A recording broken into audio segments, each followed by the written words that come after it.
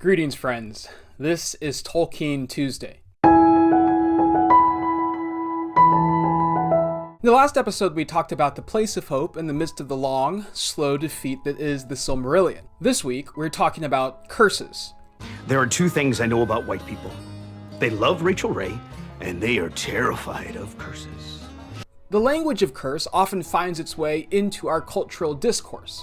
Every year, video game makers at EA Sports put a standout NFL player on the cover of their popular game. The Madden curse alleges that the player that they choose invariably has a disappointing season or gets injured. Considering that last year Patrick Mahomes was on the cover and his team, the Chiefs, won the Super Bowl, perhaps that curse is broken. Or consider the Billy Goat curse, which may or may not have kept the Chicago Cubs from winning the World Series for over a century, until they finally broke through. Now, in the Silmarillion, the most important curse is called the Curse of the Noldor. Early in the Silmarillion, a powerful elf named Fëanor fashions 3 jewels called the Silmarils. In each of these jewels, he encloses some of the light from the 2 trees, which give light to the world, before they are destroyed by the uber spider Ungoliant.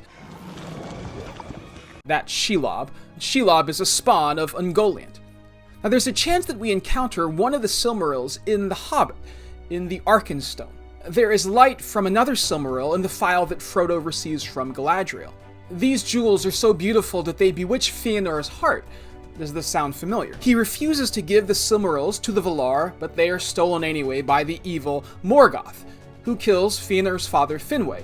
And this leads to an event in which Fëanor and his followers, the Noldor, in misplaced vengeance and haste, slaughter their fellow elves. In response to this, Mandos, the doomsayer of the Valar, pronounces a curse on the Noldor. The doom of the Noldor hangs like a shadow over the rest of the Silmarillion. Beautiful realms are built, but the curse does its work in undoing the best accomplishments in Middle-earth. As Mando says, "To evil end shall all things turn that begin well." But has Tolkien just summed up his legendarium? Is the doom of the Noldor emblematic of the entire story? That no matter what characters do, no matter how good it is, there's something, call it a curse if you want, that will make everything go wrong. Later in the Silmarillion, we meet a human character who reminds us of Fëanor, a great human warrior named Turin Turambar, seen here on the cover of the Children of Hurin.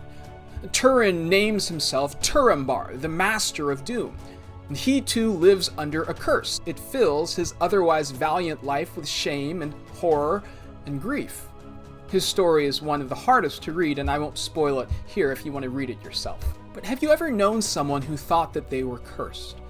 Or someone who insisted on sabotaging themselves because things would have fallen apart anyway, so we might as well get it out of the way? Some people live as if there's nothing that they can do. Their agency has been stripped away from them. But most modern people don't want to believe in curses because we don't want to think that any outside force could be acting on us, anything that would keep us from being masters of our soul and captain of our fate. We choose to live defiantly in the face of doom. Or to quote one hero from a more contemporary story, "Never tell me the odds." Never tell me the odds. Well, the truth is that the odds are against us.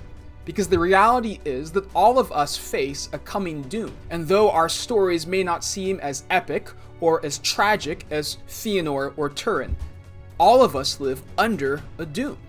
The doom of death. So what does it mean for us to live soberly in the face of this doom?